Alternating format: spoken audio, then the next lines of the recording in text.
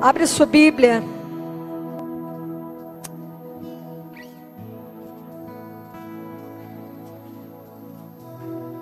Estou aqui um pouco em dúvida até por onde começar. Mas vamos seguir o Espírito Santo aqui que vai dar tudo certo. Sabe quando o Espírito Santo te fala algo tão tremendo, tão tremendo, tão tremendo, tão profundo, que você não sabe nem por onde começar? Eu estou aqui, Espírito, como é que eu vou falar para eles o que o Senhor falou para mim? Será que eu vou conseguir contar para vocês o que Ele contou para mim? Porque eu confesso para os irmãos que essa palavra mudou a minha vida. Essa palavra, irmãos, essa aqui, ela é um marco na minha vida. Realmente é.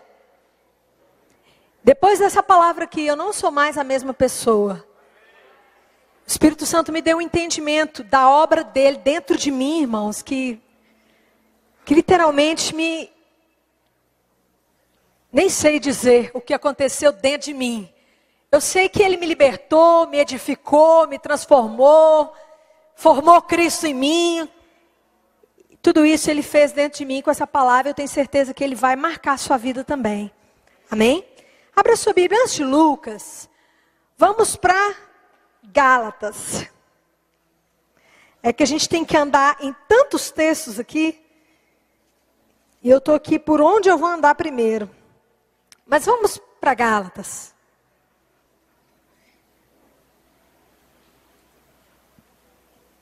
Outra questão é que quando eu ministrei essa ministração, eu ministrei em Cuiabá e lá eu tive 2 horas para fazer o que eu tenho em 45 minutos. Eu estou aqui, Jesus, aleluia, vamos lá. Mas o Espírito Santo vai fazer, amém? Em Gálatas, capítulo 3, diz assim, vamos ver a partir do capítulo 19, do verso 19 do capítulo 3 de Gálatas. Logo, qual a razão de ser da lei? Foi acrescentada por causa das transgressões, até que viesse o descendente a quem a promessa tinha sido feita. E foi ordenada por intermédio de anjos, pela mão de um mediador. Ora, o mediador não representa um só, mas Deus é um.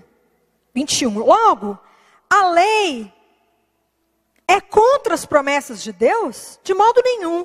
Pois se fosse dada uma lei que pudesse vivificar, repitam comigo isso, uma lei que pudesse dar vida. Ou seja, uma lei que pudesse vivificar.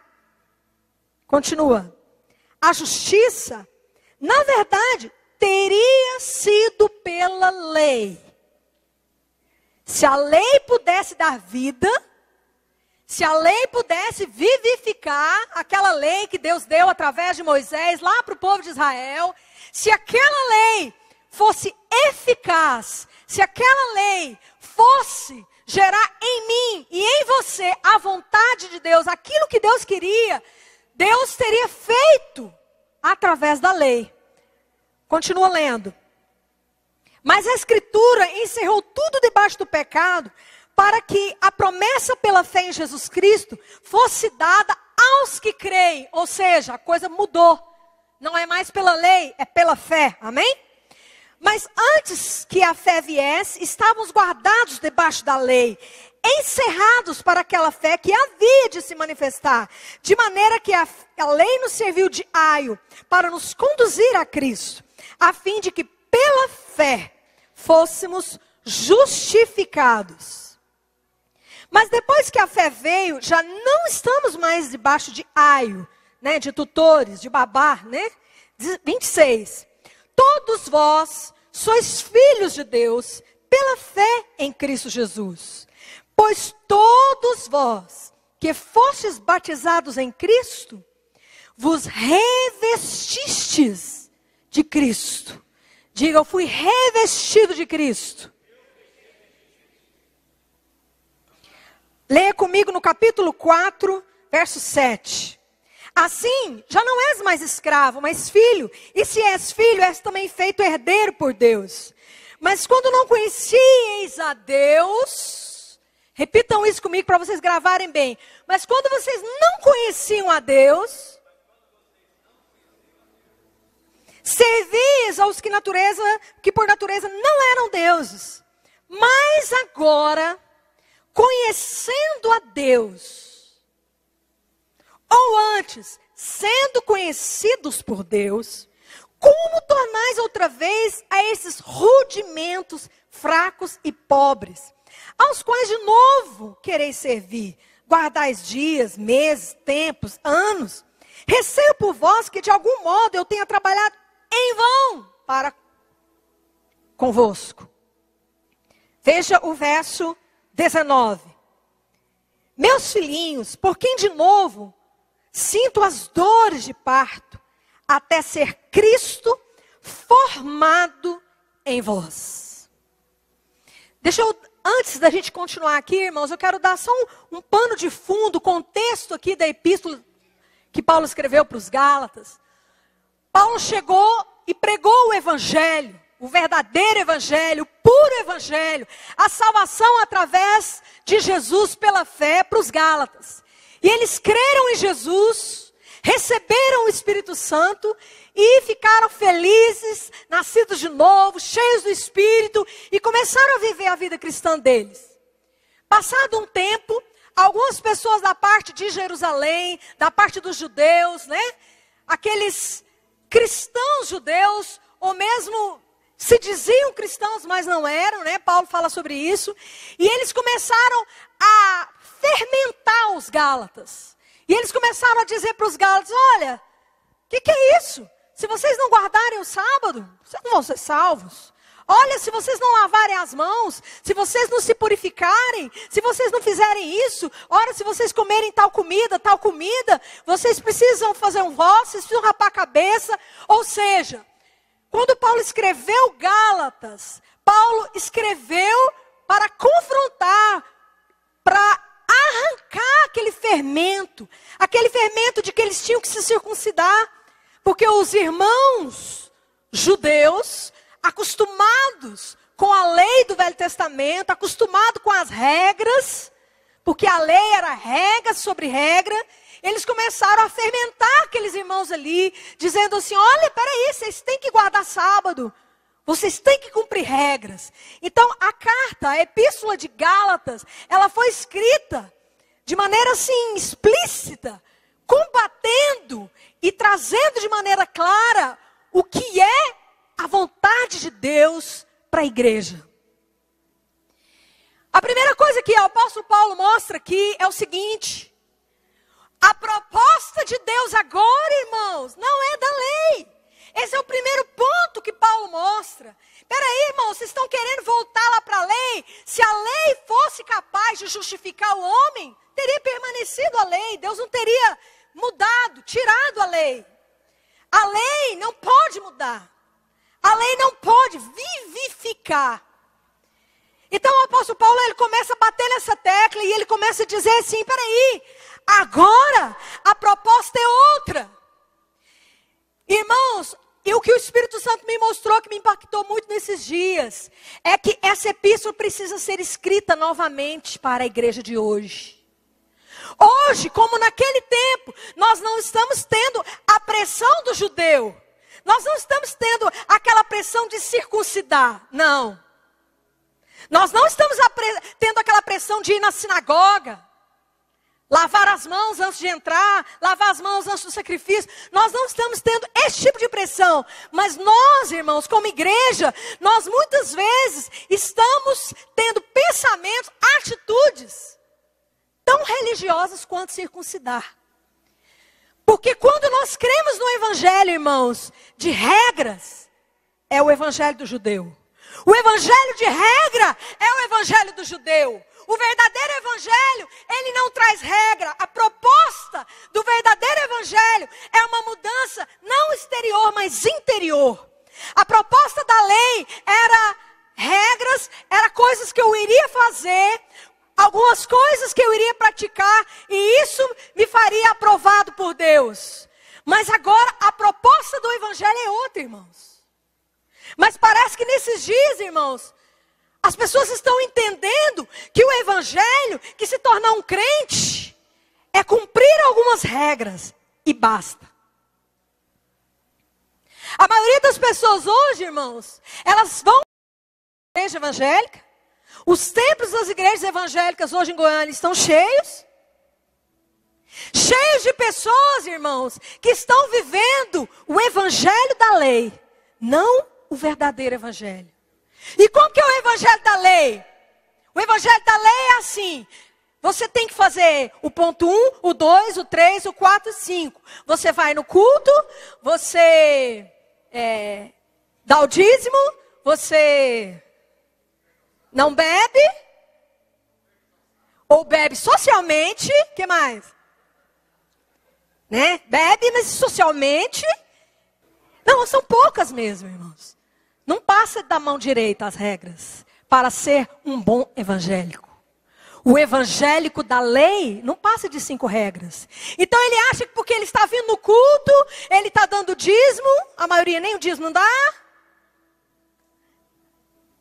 E ele acha que fez isso e isso, tá bom, já sou um evangélico. E ele acha que é essa a proposta de Deus. E essa não é a proposta de Deus do Novo Testamento. Aqui está escrito assim, diz assim no verso 26 do capítulo 3 de Gálatas: todos vós sois filhos de Deus. Essa é a primeira proposta. No Velho Testamento, na lei, a proposta não é são meus filhos. A proposta do Novo é eu me torno filho.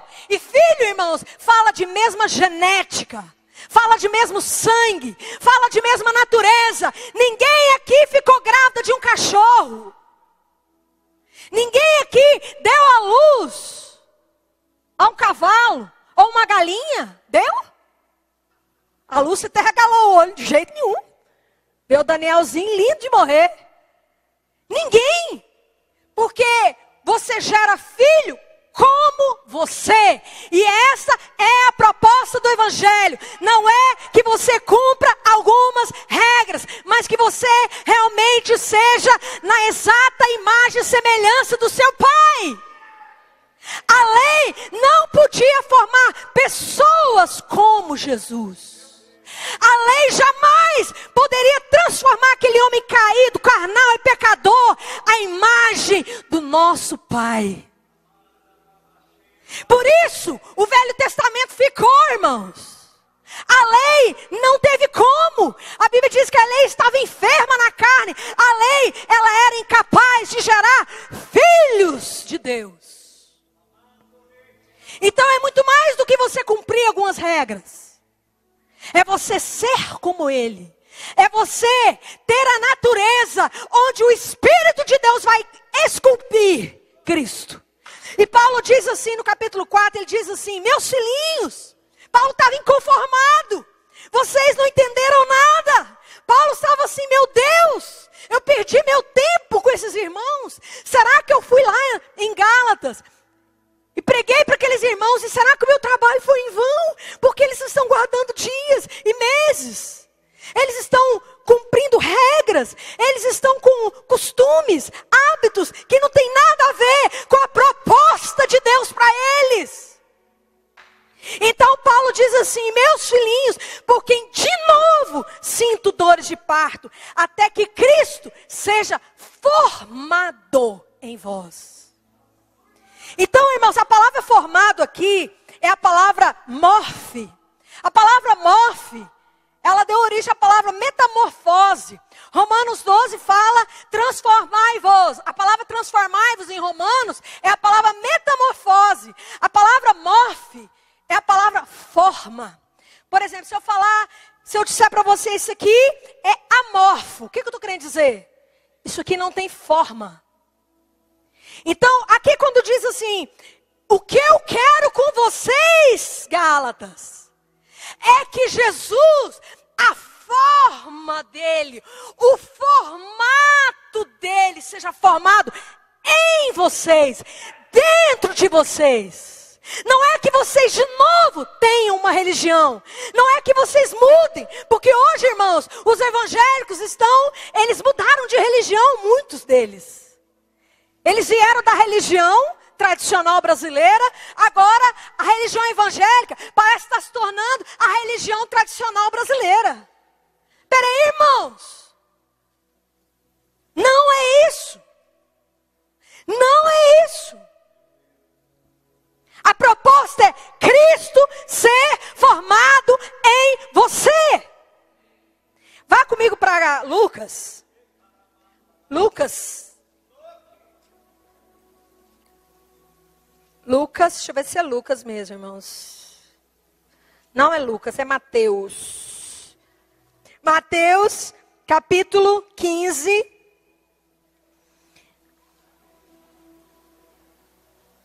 As pessoas não entendiam, como hoje muitos não entendem. Eles chegaram para Jesus, indagando Jesus, a respeito de lavar as mãos, né? Os fariseus, eles chegavam para Jesus, peraí, por que seus discípulos não lavam as mãos? Porque era costume dos fariseus, as regras. Quando a pessoa, irmãos, muitas pessoas quando ela vem para Jesus, peraí, eu quero passar para ser crente. Quando eu passar para ser crente, o que eu tenho que fazer? Quando eu passar para ser crente, eu posso dar uma gorjetinha lá na prefeitura? Eu posso fazer isso e isso? Não, eu não vou passar para ser crente agora não, porque quando eu passar para ser crente, eu não vou poder fazer mais nem isso, nem isso, nem isso. Ideia de religião. Como se religião fosse: não faça isso, não faça aquilo, não faça isso, não faça aquilo, não toques, não proves, cumpra isso, cumpra aquilo.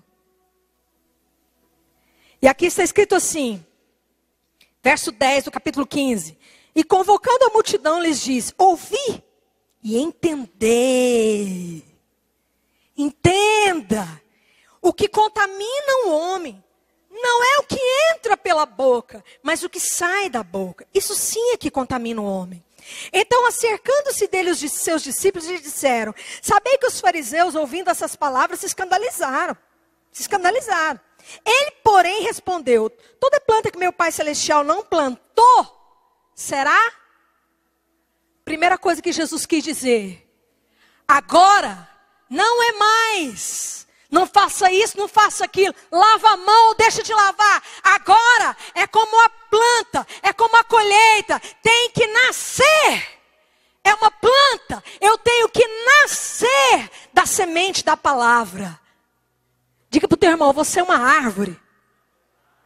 E a sementinha que te fez nascer chama-se Jesus. Diga para o teu irmão: você é um pé de Jesus.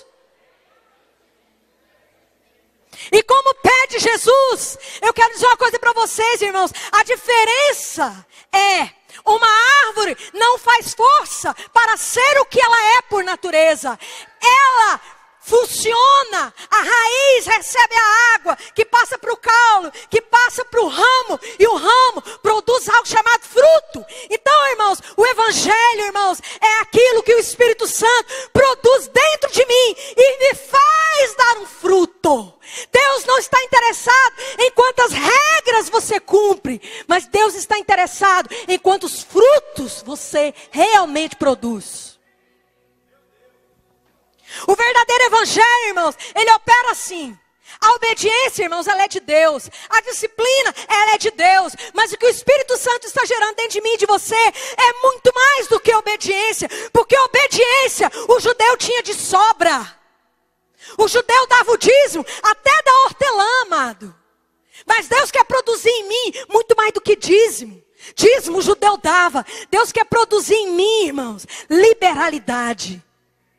E liberalidade não é uma regra, 10%, 2 mais 2, 4. Liberalidade é um coração, em primeiro lugar, que ama o Senhor, que ama a obra e que produz um fruto chamado liberalidade, responsabilidade. Fala para o teu irmão: cumprir regra é fácil, irmão. Amar a obra é fruto. É fruto. E Deus está interessado no seu fruto. Sabe qual é a diferença de fruto, irmãos? O fruto, ele só pode ser produzido pelo Espírito. Gálatas fala das obras da carne, amém? As obras, a ação da carne. Mas logo em seguida, vocês conhecem Gálatas, diz o seguinte: mas o fruto do Espírito é amor, paz. Por que ele não fala, olha, eu quero que vocês façam amor, façam paz, façam longanimidade, façam. Por que lá diz, a obra do Espírito Santo em você, Suzano, fruto chamado paz, amor, alegria, longanimidade, mansidão. Então é muito diferente, irmãos, um fruto, nenhuma árvore. Fica ali na rua dizendo assim, o pé de manga dizendo, imagine o pé de manga. Ai, será que eu vou conseguir produzir uma manga? Será que eu vou conseguir produzir uma manga? Olha a flor, olha que eu estou cheia de flor. Será que vai sair manga? Será que vai sair manga? Ou será que vai nascer uma goiaba aqui de mim? Pé de manga produz um fruto chamado manga. Pé de Jesus vai produzir um fruto chamado Jesus. E Jesus está interessado no fruto. Muitas vezes, muitas coisas que nós obedecemos não é fruto. É obediência. Sabia? Uma das coisas que mais me impactou em São Paulo, que o Dave falou, para mim só essa frase bastou. Ele disse assim, a maioria das vezes que perdoamos, é porque a gente é obrigado a perdoar, principalmente porque tem medo do inferno. Mas a verdadeira obra do Espírito é quando eu me torno perdão. Eu entendi, irmãos, aquilo de uma maneira incrível. Muitas coisas nós nos esforçamos para ser. Ao passo que nós temos que nos esforçar para estarmos ligados nele. Porque o ramo ligado nele, inevitavelmente produz um fruto. E ele está interessado no seu fruto. A diferença é assim, puxa, mas que vontade de dar um murro na cara dele. Mas eu me controlei. É bom, fala para o teu irmão, é ótimo o controle, é bom. É muito bom o controle. Se você não tem o fruto ainda, tenha o controle, por favor. Mas o que o Espírito Santo está fazendo dentro de você, irmãos, é uma transformação, é uma metamorfose. Ele está formando, ele está te revestindo de Cristo, de tal forma que você vai dizer assim, puxa vida, antigamente eu já tinha dado um murro na cara dele. Puxa, mas me deu uma vontade de dar um beijo nele. A mudança interior foi tão grande, que agora não é mais você, é Cristo. Por isso que Jesus, por isso que está escrito, Cristo em vós é a esperança da glória. Agora, irmãos, vai comigo. E aqui, só para terminar aqui, Mateus, espera aí só um pouquinho, que eu não terminei de ler. Então Jesus começa a dizer para eles aqui, olha, a questão, eu não estou preocupado com o que vocês comem.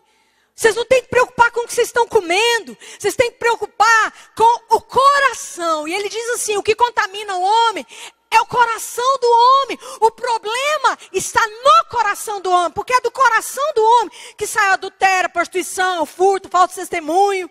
E essas coisas é que contaminam o homem. Aí ele diz no verso 20, comecem a lavar as mãos, não contamina o homem. Ou seja, não se preocupem com o exterior. É o seu coração. Por isso está escrito, guarda o teu coração, porque dele é que procede as fontes da vida. A sua vida está no coração. E Jesus disse assim, aqui em Mateus e lá em Lucas, ele deixa claro, irmãos, que a boca e o coração estão ligados. E ele diz que o que a boca fala contamina o coração. E o que tem dentro do coração contamina a boca. Ou seja, coração e boca é ligado. Se o mal está no coração, a boca vai falar. E o que a boca fala vai encher o coração. Então, o Espírito Santo me mostrou algo incrível. A única coisa capaz que move dentro do seu coração é a sua boca. A chave de Deus para mudar você é a sua boca. Porque, sabe o nervinho ligado? Sabe a ligação? A sua boca com o seu coração está interligado. Então, Deus teve uma ideia maravilhosa. Porque o objetivo de Deus é que você dê fruto. Diga para o teu irmão, Jesus só quer uma coisa, o seu fruto.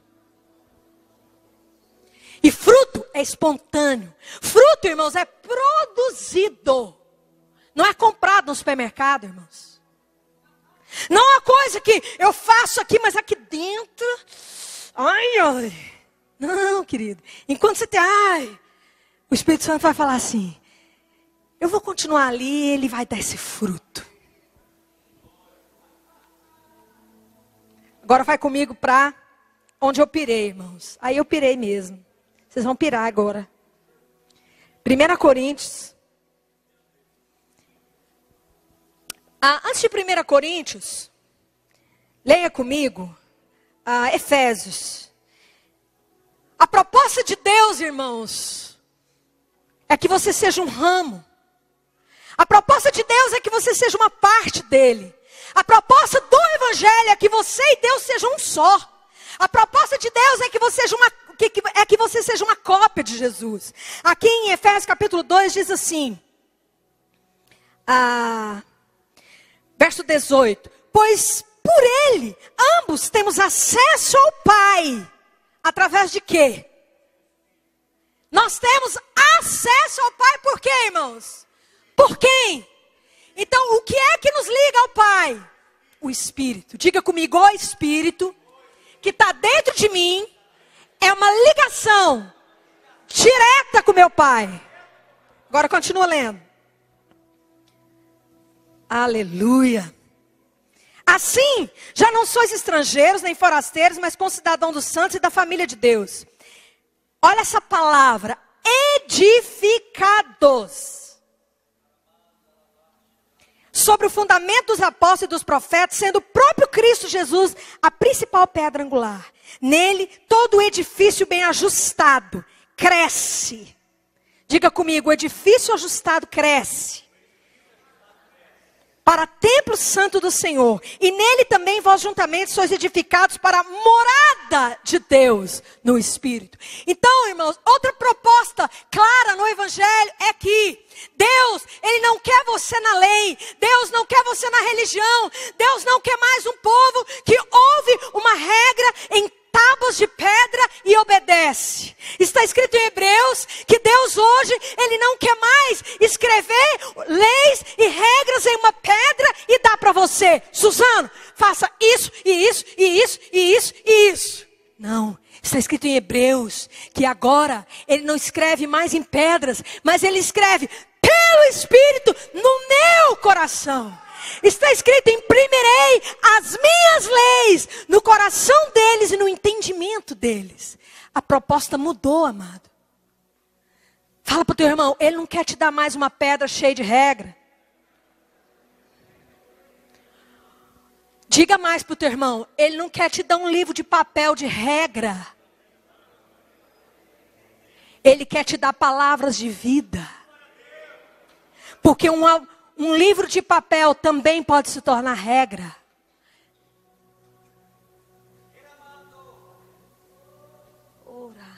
Irmãos, aqui diz, eu vou ler, deixa que eu leia aqui, que eu abro rapidinho aqui, Hebreus, ele diz assim, no capítulo 10 de Hebreus, ele diz assim, o Espírito Santo também não o testifica. Primeiro diz, essa é a aliança que farei com eles. É o Espírito Santo.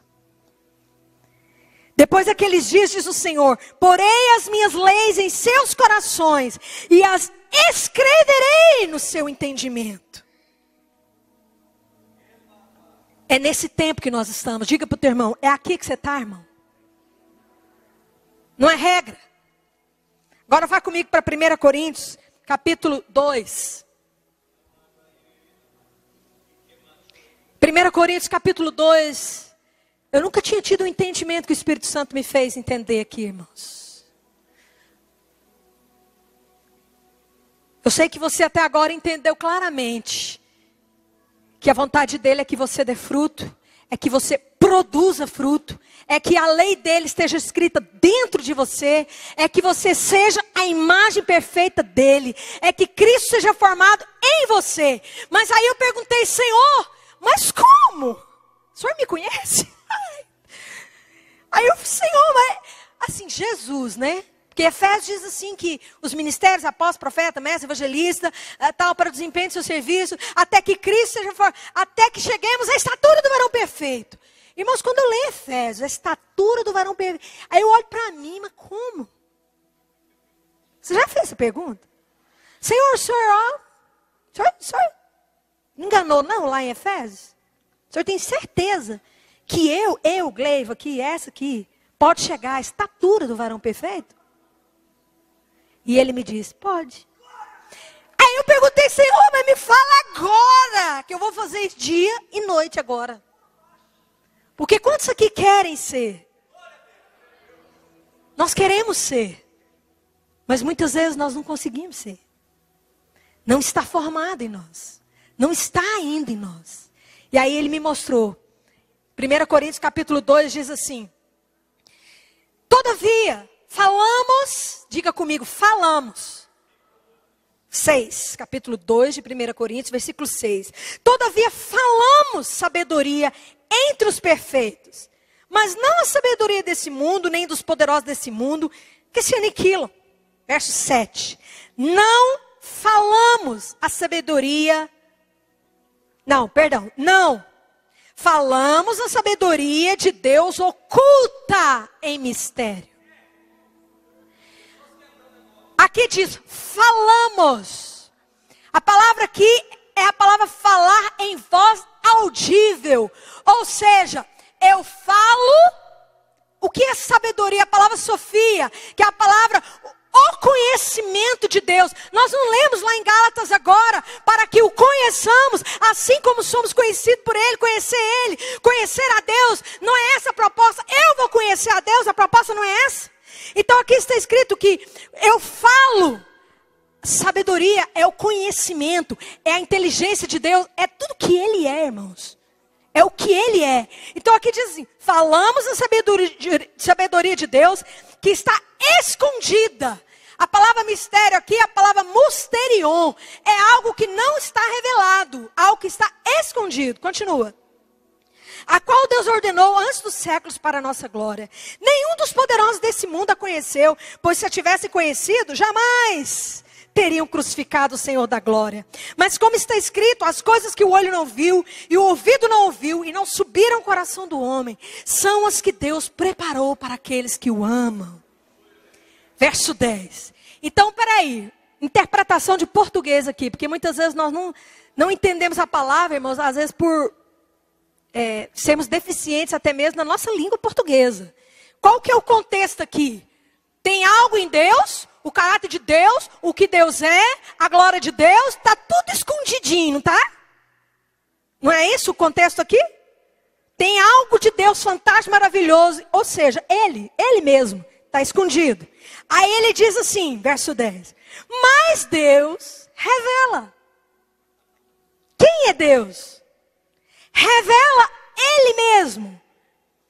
Pelo seu... Quem é que revela?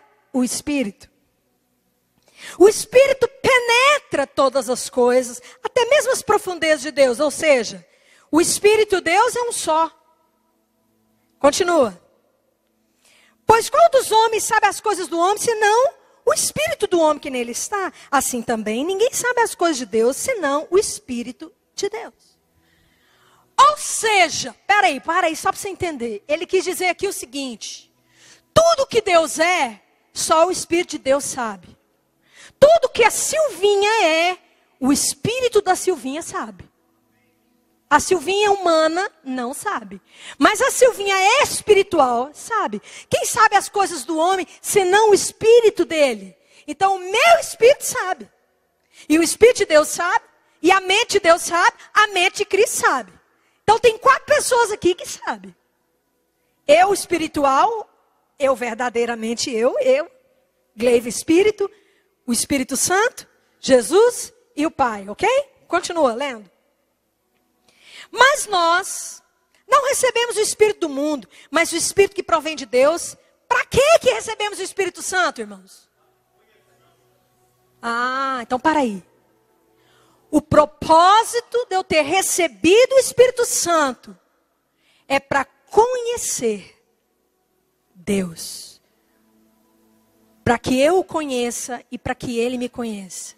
Não está escrito que quando eu vejo a glória dele, eu sou transformado na mesma imagem?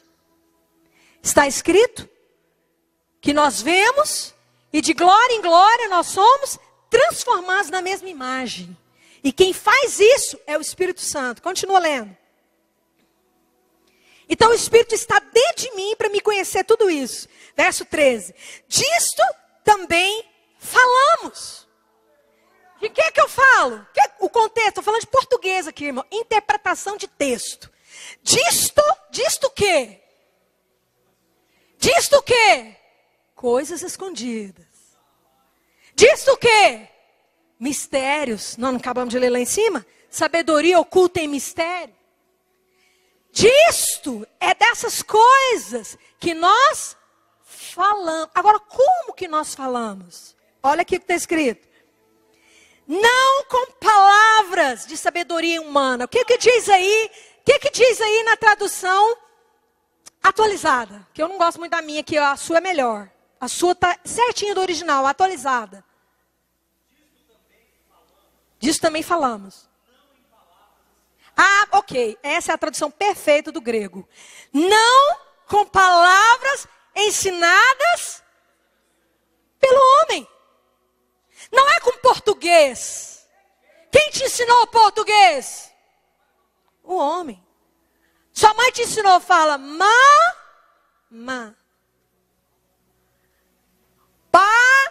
Pa.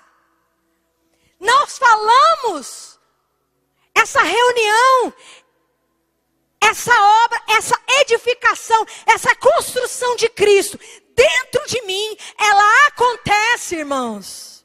Não falando aquilo que o homem me ensinou, não a linguagem. Aqui a palavra ensinada é a palavra didactos. A palavra didactos deu origem à palavra didática. E o que é didática? Algo realmente ensinado. Então nós falamos, e o que nós falamos não foi ensinado pelo professor na escola, nem pela faculdade. Olha o que nós falamos. Mas com o Espírito, mas com as que o Espírito Santo, o que o Espírito Santo ensina? Então ele está falando que nós não falamos o quê? Palavras, ok? Ele não está falando que nós não falamos essas coisas, palavras. Presta atenção, irmãos, no texto, no português, disto também falamos. E nós falamos não é com a língua que o homem ensina. Nós falamos é com as palavras que o Espírito Santo ensina. Comparando coisas espirituais com espirituais. Ou seja, nós falamos, mas é com a língua que o Espírito ensina. Ou seja, é o meu espírito falando com o Espírito de Deus. Um espiritual falando com outro espiritual. Uma mente espiritual falando com uma mente espiritual. Nós temos a mente de Cristo. Ou seja, é mistério, é uma coisa oculta que o meu espírito fala através do Espírito Santo com o Espírito de Deus. Olha, irmãos. Fala para o teu irmão, tem jeito de transformar você, irmão. Fica em paz. E ele diz aqui, verso 14. Ora, o homem natural não compreende as coisas do Espírito de Deus, pois lhe parecem loucura. A palavra loucura aqui é a palavra mistério. É a palavra mysterion, que significa algo oculto, escondido. Olha aqui, e não pode entendê-las. Presta atenção. Então ele diz aqui, olha, o que nós falamos, presta atenção. O que a gente fala pelo Espírito, não é uma coisa que a minha mente humana pode entender. Porque para mim, para o homem natural, ou seja, para a gleba humana natural, é mistério, é escondido. Aí está escrito lá em Coríntios, em 1 Coríntios 14, está escrito que aquele que fala em línguas, a mente fica infrutífera, ela não entende, ela não pode entender, porque ele fala em espírito, ele ora em espírito. Não é escrito que quando nós oramos em línguas, o espírito ora de fato. Vai para 1 Coríntios 14, passa para frente aí. Agora aqui está escrito assim, 1 Coríntios 14 diz assim, 14 verso 2.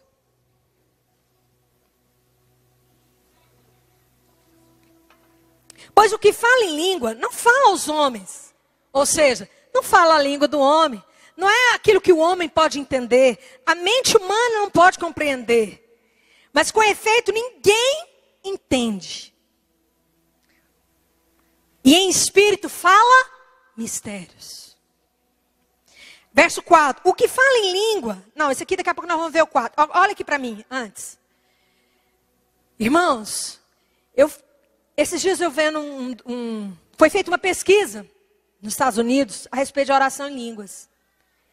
Não sei quantos viram aqui, está até no YouTube, está publicado no YouTube, você pode chegar em casa e olhar lá. Foi feita uma pesquisa, pessoas ímpias mesmo, pessoas que não são cristãos, fizeram uma pesquisa com pessoas cristãos que falam em línguas. Então eles pegaram lá algumas pessoas, alguns cristãos que falam em línguas, colocaram eles naquelas tanto de máquina lá, tomografia, ressonância.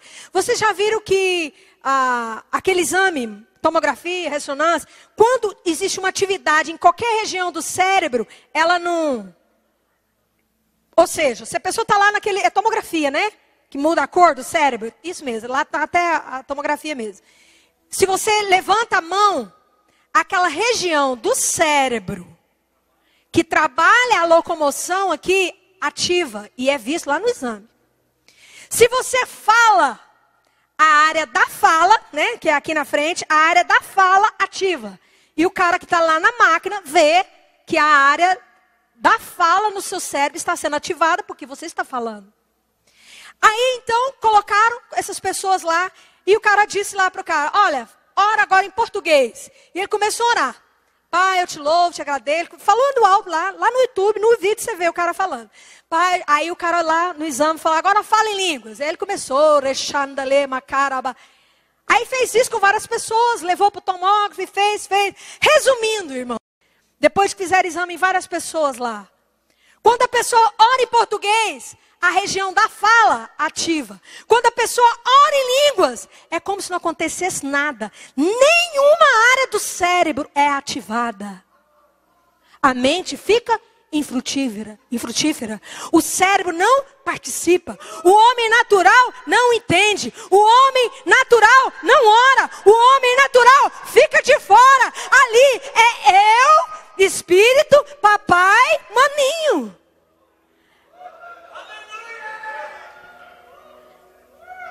Ali é uma conversa. Lá diz, em Coríntios, comparando coisas espirituais com espirituais. Ou seja, só você espiritual, só a sua parte espiritual se comunica com Deus Espírito. E o que é a oração no Espírito? É a palavra que falamos, não ensinada pelo papai e pela mãe, mas ensinada pelo Espírito, para que pudéssemos conhecer. Agora, olha o que acontece aqui. Agora vocês vão pirar mesmo. Lá em... Não, aqui tem um negócio que eu quero... Tem mais uma coisa aqui. 1 Coríntios 14, que eu quero mostrar para vocês. Lembra que nós lemos lá em Efésios? Somos edificados. Casa espiritual para a morada de Deus. Deus está construindo você, Denise. Você é um prédio que Ele está construindo. Para ele morar. Aí aqui diz assim, o que fala em língua, edifica a si mesmo. A palavra edifica aqui é a palavra oikodomel. A palavra oiko significa casa. Domel significa construção.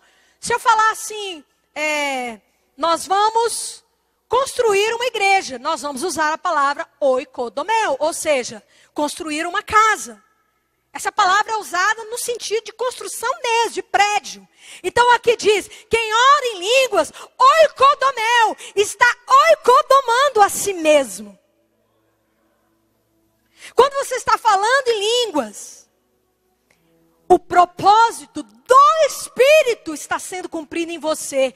Porque quando Jesus veio na cruz, o propósito de Jesus era morrer por você, te lavar com o sangue dele, te resgatar, te comprar de volta.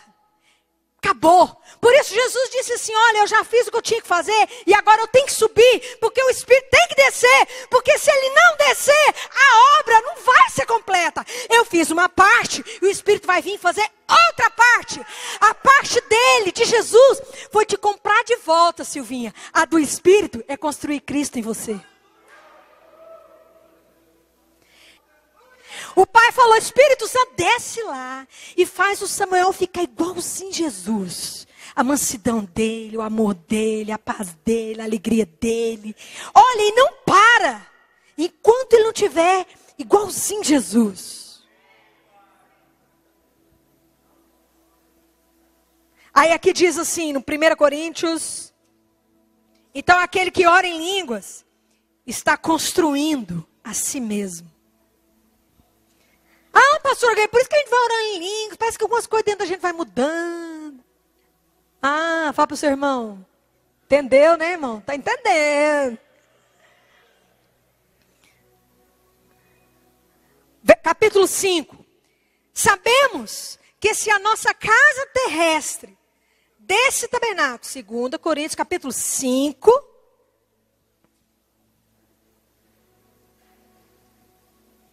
Segunda Coríntios, capítulo 5. Sabemos que se a nossa casa terrestre, ou seja, esse corpo, tá? Ele está falando aqui do meu corpo. Desse tabernáculo, se desfizer, temos da parte de Deus um edifício. Quem está construindo esse edifício? Quem está construindo esse edifício? Diga o Espírito Santo. Uma casa não feita por mãos, eterna nos céus. Agora olha aqui, irmãos. Por isso também gememos. Essa palavra gememos, ela aparece em vários textos do Novo Testamento. Ela aparece em Romanos. O Espírito, ele geme, né? Intercede por nós. Ali aparece a palavra gemidos. Gememos. Quando eu fui examinar essa palavra, no grego, na língua grega, existem 4 palavras para gemidos. Eu não me lembro nem bem aqui agora as 4. Eu me lembro que uma das palavras significava, é aquele gemido assim, sem palavra, tá? A outra palavra, gemido, significava aquele gemido de gritar em alta voz, chorar, aquele choro em alta voz. E tem uma outra palavra gemido, que é essa palavra gemido, e que é a palavra gemido de Romanos. É a palavra gemidos, essa palavra gemido significa expressar com palavras. É falar com a boca. É um gemido assim, é uma fala. Que é uma intercessão, ela é uma fala, mas não é uma fala assim, estou falando aqui bobeirinha, não. Eu estou falando sério contigo agora, Pai. A palavra que eu estou falando é um gemido. E é o gemido, esse é o gemido do Espírito. E aí quando você vai para Coríntios, você vê que o Espírito geme. Quando você liga todos esses textos, você sabe claramente que gemido do Espírito é esse em nós. Fala para o teu irmão, Oroche, Calamai. Esse é o gemido, irmãos, do Espírito em nós. E aqui, olha o que acontece. Por isso é que nós gememos. Para que nós gememos, irmãos? Desejando ser revestidos da nossa habitação que é do céu. Porque, estando vestidos, não seremos achados nus. Pois também nós, os que estamos nesse tabernáculo, gememos. angustiados, não porque queremos ser despidos, mas revestidos, até que o mortal seja absorvido pela vida. E aí, irmãos, esse é o propósito do verdadeiro evangelho, e essa é a verdadeira vida com Deus e com o Espírito. O Espírito em mim, ele fala, ele geme, ele ora em mim. E quando ele ora em mim, o que ele está fazendo? Ele está me construindo. E ele está me revestindo. Irmãos, o meu espírito, ele me revestiu, irmãos. Deixa eu dizer uma coisa, eu pensava que era assim, de dentro assim, o espírito, é como se meu espírito fosse pequenininho aqui dentro de mim. Lá em Gálatas está escrito que nós somos revestidos de Cristo. Revestir, irmãos, não é de dentro para fora, é de fora para dentro. O meu espírito, irmãos, ele vai absorvendo essa carne, absorvendo, até que a vida absorva o mortal. E é por isso que aí Cristo é formado em você. O seu mortal vai morrendo, sendo absorvido. Fala para o teu irmão, quando você está hora após hora, o Espírito está absorvendo o mortal.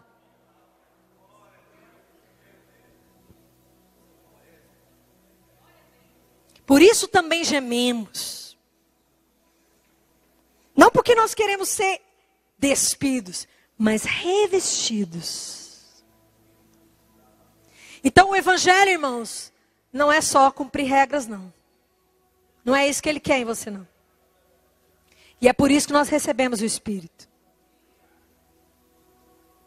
E essa é a obra do Espírito Santo na terra. Esse é o papel dele. Absorver o mortal. Através da vida. E para isso, ele fala em você. Ou seja, você fala com ele. Chocarai, gemidos. Vamos ficar de pé.